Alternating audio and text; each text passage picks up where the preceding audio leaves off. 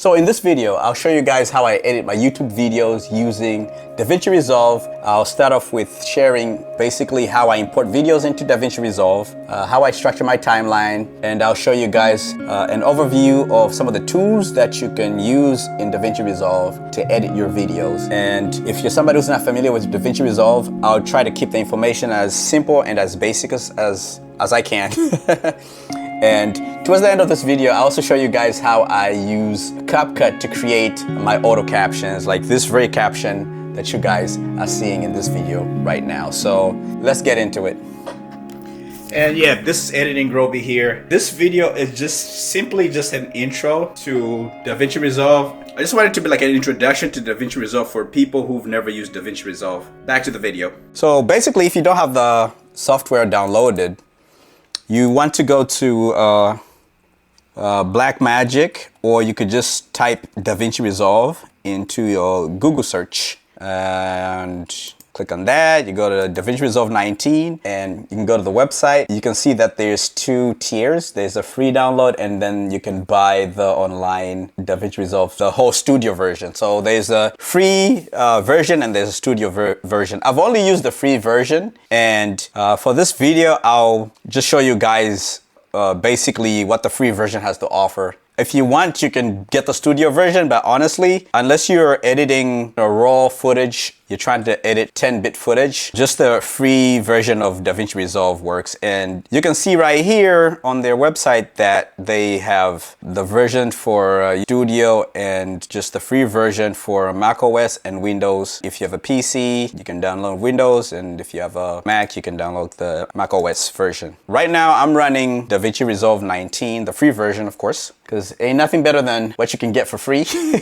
Yeah, so basically, I'll create a new project here, and this is what you see. There's a media pool where you can add clips and stuff like that. But like I said, to keep it simple, for anyone who hasn't used Davinci Resolve, the software might look intimidating, but it's actually not that intimidating. So for me personally, I don't use much of these tabs at the bottom. So these are like, you know, tabs where you can do different type of like editing functions, but mainly this is my playground. I just stay in the editing, and I'll use the color for color grading my videos. But for this video, just to keep the video short and not to make it too long, I'll focus more on the editing portion, and then I'll do a part 2 for color grading, because color grading is a whole different beast on its own. And also kind of getting people to understand how to work with nodes. I figured that would be good for a separate video, but I'll just consider this video more of like a basics 101 for people who've never used Davinci Resolve. And if you use Davinci Resolve, just leave a comment in the comment section. That way I know who uses Davinci Resolve. Or better yet, I'm curious to know what kind of editing software you guys are using out there to edit your videos. Drop a comment in the comment section. All right, so basically this is what you're gonna see when you open up Davinci Resolve. This is, you know, your editing window, and then this is your media pool right here. So you can start dropping clips. And basically what I do is I'll go to wherever I store some of my clips. All right, I'll use some of these clips from a drive I did to one of these spots out here in Connecticut, little scenic route where I did some hiking. So basically what I normally do is I'll just kind of like drag and drop my clips into my media pool. So it's pretty much very simple, drag and drop. Let's throw in a few clips. So you can just drop clips, and it'll ask you whether you want to change the frame rate or anything. Usually I click don't change, and these videos were shot in 4K 8-bit, and I shoot them in S-Log. That way I can color grade them, so they're in log format. But this can work for you. It can work with any video clip. It doesn't have to be log footage. Just any video clip that you use, even video straight off of your iPhone. This process just works the same. That's how I drag in my videos, and then I can just drag my clips onto the timeline. And you can drag them right onto your timeline, or if you don't want to drag them with the audio, what you could do here is just, you're gonna double click on the video, and then you can skim through the video right here. Like that, skim through the video, and then all you have to do is click this right here, which is just for the video without the audio, and boom, and you can do that. Or if you want the audio as well, you can just drag the clip into your timeline. So basically, that's kind of like how I kind of just step forming up my clips. And let's just drop some of these clips in here. So if you want to kind of start editing and cutting, you can click on this little razor blade tool right here, and you can start making your cuts. And you can left click, you can come right here and just do a ripple delete, and it's just gonna kind of like delete that part. And then you can also just using the blade to, what I normally do is I just glide over the video and just be like, okay, I want the video to start right there, boom, and then I can bring another clip in.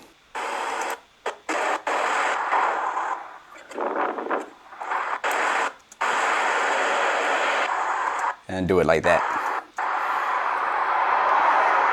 I can do something like that. So you can drag and drop clips, and then you can also put clips on top of clips. So sometimes I can just layer this clip on top of this one, and then let's say I want to drag that one out, and then I can cut that, and whatever clip is at the top is the clip, of course, that's going to show.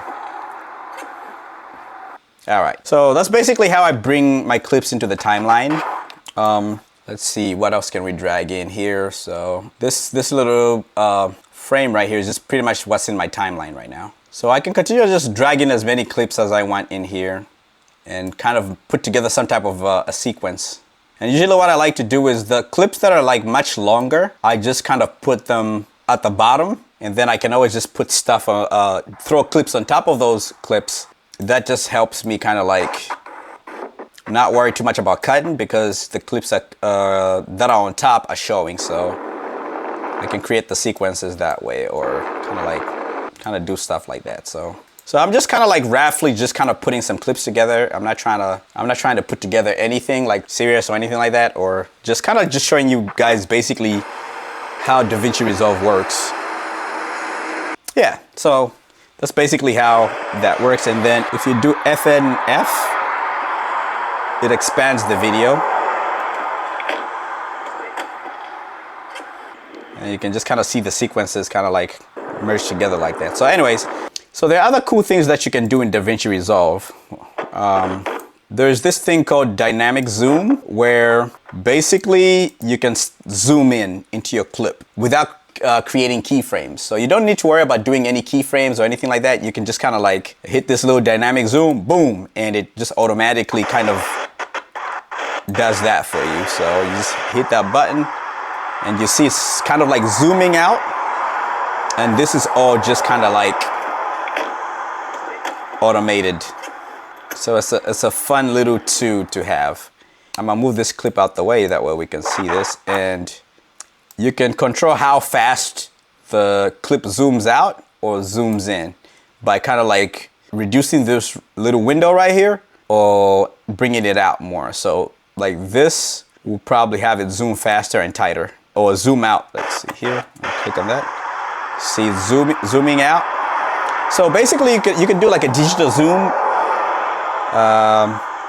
by using this dynamic zoom tool, which is pretty dope.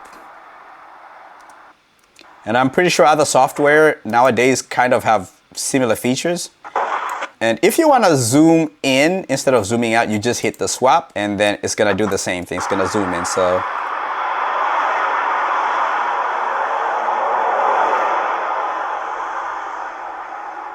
and that's also a benefit of shooting 4K is you won't lose much resolution as you're zooming in. So that's another reason why I like to shoot in 4K. And I can actually bring this down, that way it kind of like zooms down through this point. So it's automatically basically keyframing, and then I can hit that. Of course the video isn't zoomed in that much, so at the bottom you can see there was a black bar there, but you guys get the idea. So that's a little cool fun too I like to use to kind of like create some movement within my videos, my static shots. So there's that. There's some other tools on this side that you could use if you want to like readjust your video. You can reposition your video, you can move your video around. So yeah, you can actually reposition your video or move your clip around. You can also zoom in, and then if you're trying to reframe using that. So that's another cool tool to use. You could also rotate the angle of the video. You kind of use this tool right here to rotate. So like in this transform area, you can definitely do a lot of things where you can kind of like adjust or correct things. Or usually I use this tool right here, rotation angle. If my shot is slightly like, you know, like off center, or it's not looking, what's the word I'm trying to use? If it's kind of skewed, like, then I can digitally just rotate. I can zoom in a little bit and then digitally rotate that. Okay, the cropping is very simple. It's self-explanatory. So the cropping tool here, you can just kind of like crop your video. You can crop left, you can crop right. And the cool thing is, let me throw this clip on top of this clip, is you can kind of have like multiple clips of your video stacked on top of each other, and you can come up with like really cool effects. And you see music videos, like one of Baby Kim's music videos, an artist who's done some records with Kendrick Lamar. Yeah, they kind of do this type of effects where they're stacking clips on top of clips, and then stuff like that, where the clips appear. So you can have like a cool effect like this. Let me zoom out a little bit. So I can have two videos, 4 or 5, even 6 videos kind of punching in. So I can have like multiple frames within frames, and I can play around with that. So that's pretty cool. So the cropping tool is pretty good. Then also like a cool tool for cropping is you can smooth out the edge, right? You can soft out the edge. So this is pretty dope if you're trying to do one of these effects where it's kind of like have 2 videos, blend 2 videos together, or you're trying to do duplicate videos where you're creating 2 versions of yourself. The smoothing tool is going to help you with that. Composition basically is composition mode is basically where I do play around with it. When I get to the portion where I do my auto captions, I'll show you guys how that works. All right, so that's that. But usually you can use this to also kind of like lower your opacity for your video. Speed, of course, is self-explanatory. Speed is just gonna, you know, you speed up or slow down your video basically. And if you shoot your video in a higher frame rate, you can create pretty cool like slow motion videos. So speed, basically you can speed up the video. Let's see here, I'm gonna speed it up. So I'll click on this clip and then I'll just speed up the video. So speed is basically, you can speed up the video and kind of like have that little Fresh Prince of Bel-Air effect, you know. And then of course you can slow down the video. And let's see, let me find a clip, that way I can demonstrate how to work the slow-mo. So I have a clip of me running. So this clip was shot at 60 frames. Most of the shots I usually shoot in 24 frames per second. That way you can get the motion blur just like in movies. At 60 frames, you have more frames basically per second. So when you slow it down, it's not gonna be choppy. This is where, you know, usually what I do for a clip like this, I'll slow it down like 40, anywhere from 40% to 45%. So I'll just type in 44%, I'll slow it down. And as you can see there's some smooth slow-mo right there. So the speed too is pretty, yeah, so that's a cool feature. Stabilization is basically if you have your footage is a little bit shaky, you can digitally stabilize your footage using this. But most of the times I'm a solo shooter and I have my camera on a tripod, so I usually don't use the stabilization. It's pretty decent, but if I have footage that I've shot and it's pretty shaky, I'll probably use a software like Catalyst Browse. And if you guys are interested in me touching on Catalyst Browse, just leave a comment in the comment section. But if you're somebody who's just using footage straight out of your phone or anything like that, you don't have to worry about all that stuff because our phones these days have pretty good software to stabilize footage. So there's other things you can do here, distortion and stuff. I usually don't mess around with some of this stuff. I'm just focused more on like cutting my edits and stuff like that. So now I'll also show you guys kind of how I bring the music into the timeline. So basically, if you want to bring music in the timeline, let's see, I'll just grab like a random frozen lake. And then I just drag my music and I'll just bring it down here, and then you guys can see how that plays.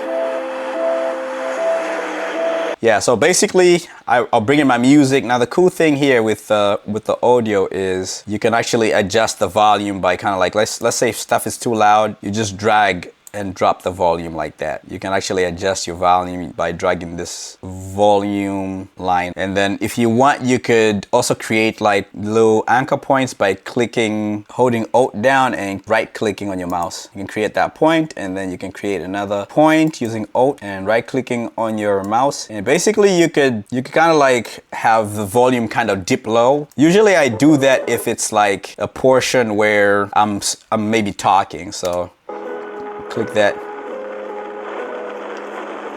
and I'll mute that there. Mute. Yeah, so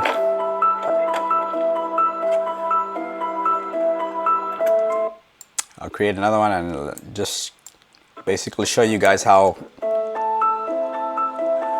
So you can just keep on like making these, and you can actually like mute, or you could also kind of like if there's certain portion where you just want to like mute the music, or kind of like have the music go down. Like I said, you click Alt and then right click on your mouse, and then boom, there you go.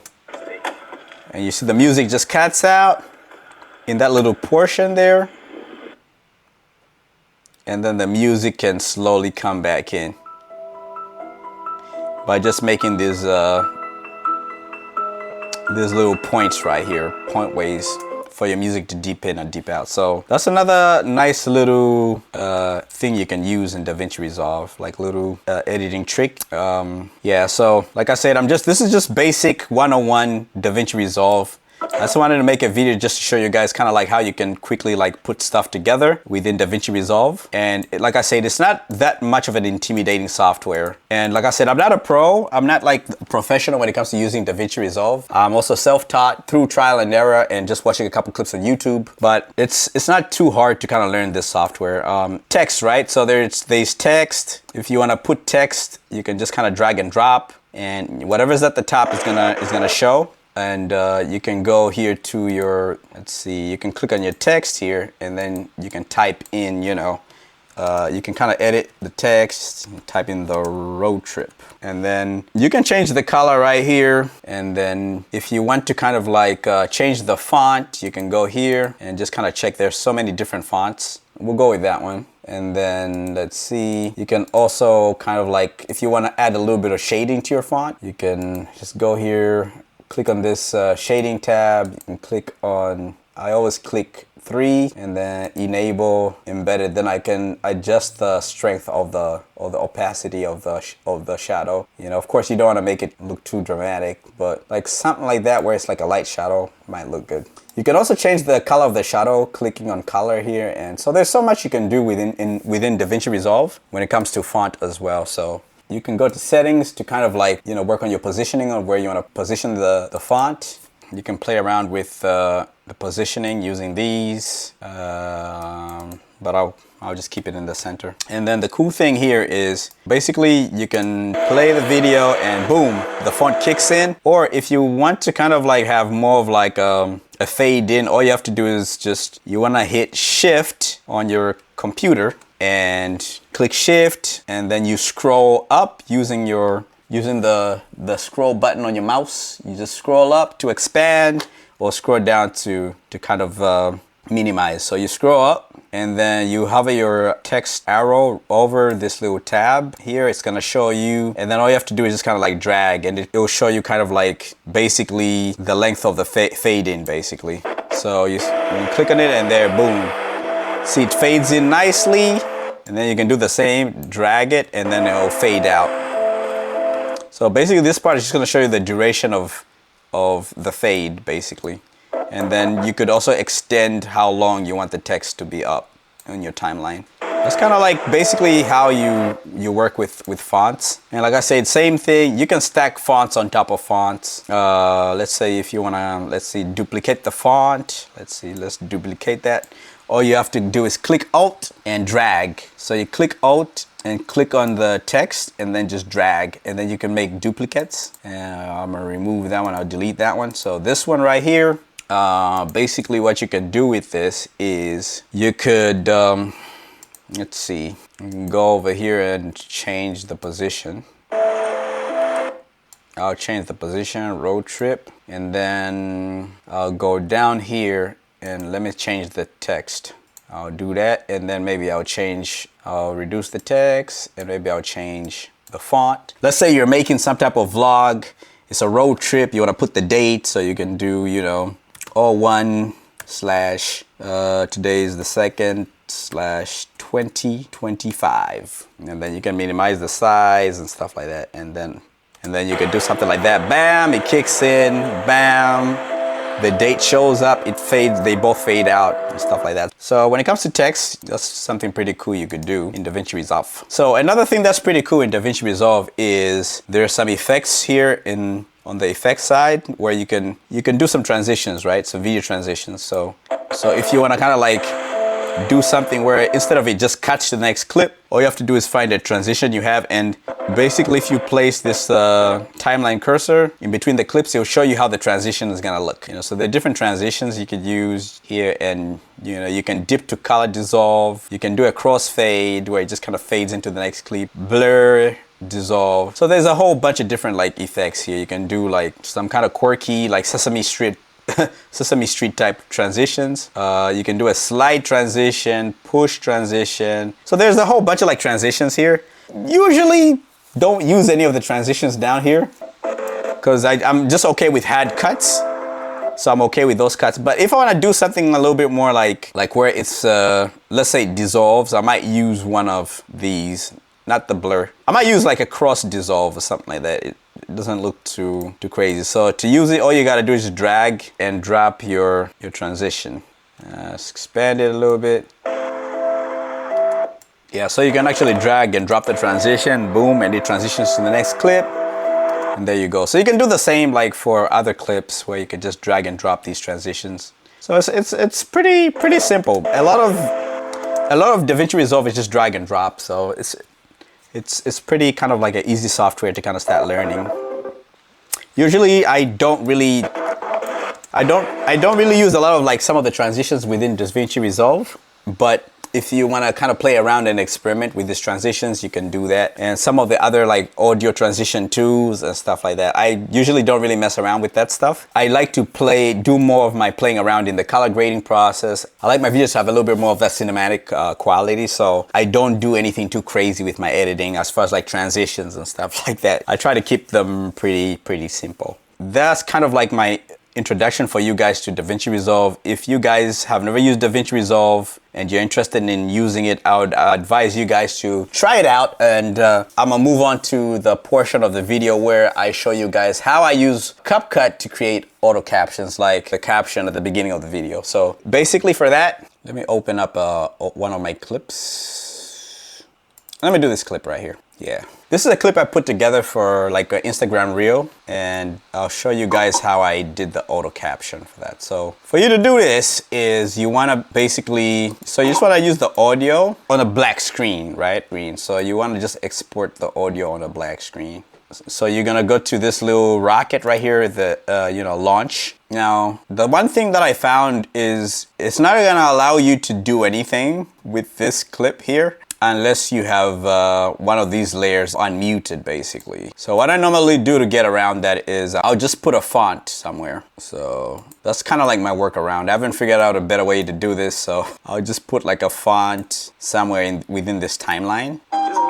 And then when probably towards the end of the video, because I can always just edit that part out. And then I'll just go to my launch, and then as you can see, we're rolling here. So what I'll do is I'll just go ahead and add to render. My settings are just pretty basic, 1080p, nothing crazy. You can name the clip that you're exporting right here. I'll just just call it auto text or something like that. Oh, voiceover, yeah, something like that. So what I'll do is I'll render it. It doesn't take too long to render because there's not too much information it has to render, so it just takes like a second. It also just depends on how fast your computer is as well. And then I'll just go open up my CapCut, I'll import it, and then I'll just bring it here, boom. All I gotta do is go to text, and then I'll do advanced, then I'll click on auto captions, and then I won't click any of this because I just want it to be like just plain like white text. It's important that it's white, and I'll show you guys why it's important that the text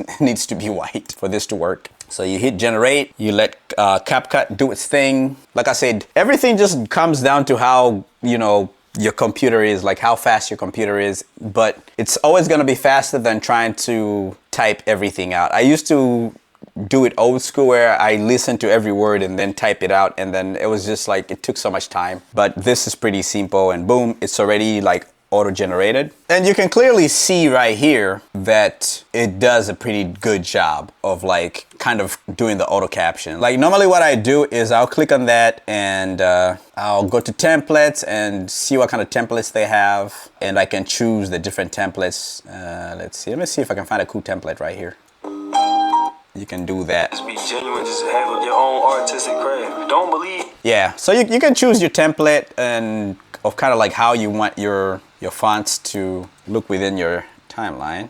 Then of course what I normally do is I just make sure like because it's not perfect. It's an AI that's kind of like creating this caption. So I'll go there and edit and make sure like what's being said matches what's. Just be you. And don't let another person. Don't let another person like make you hate.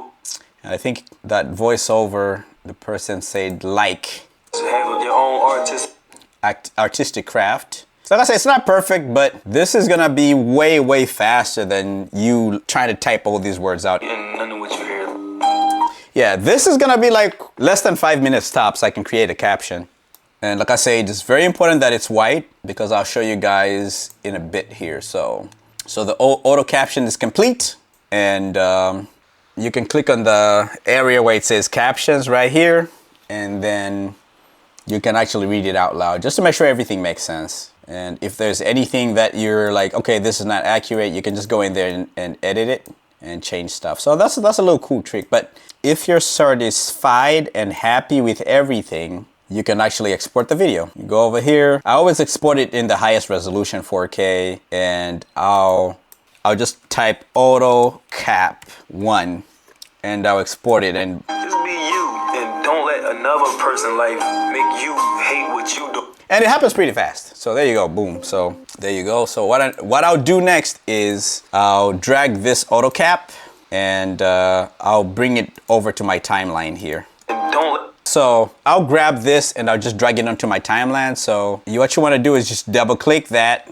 and drag it. That way you don't need the audio because the audio is already within the timeline. You're going to use the audio that's already existing within the timeline. And now what you want to do is you want to go over here, and then usually what I do is I click on add. So add is basically going to separate the everything that's black is going to be transparent basically. That's why you want to make sure that the font is white. And the only thing that's going to be left is just a white portion of the font. And the reason why I do it this way instead of like finishing editing my video, then grabbing my video and then putting it in CapCut, is I can adjust the font basically within the video that I'm editing in Davinci Resolve. So this is the reason why I go through this process. And I also think it works better that way. And then I'm also preserving the settings once I export my video from CapCut. So the cool thing here is I can kind of like move the font to where I want it to sit, especially if I'm utilizing things like black bars and stuff like that. I can always adjust the font. And I can also, let's say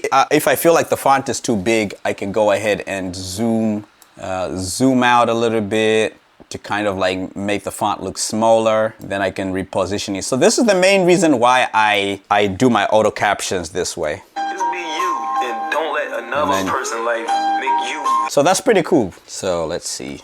So if I play it, and don't let another person like make you hate what you. Yeah, so that's basically how I use the CapCut auto caption or text auto caption, and how I bring it back into my timeline. It's a more flexible way of working for me, to where I can adjust the text, I can move the text around, I can put it at the bottom, or I can put it right above the black bars, or I can just position it, than doing it in a way where I can completely finish editing my video and then have to put the video in CapCut. If I'm doing like a longer video, maybe I don't want to go through the hassle of doing that, and I just want to do one portion of a voiceover. I can also do that by going over here into my launch tool.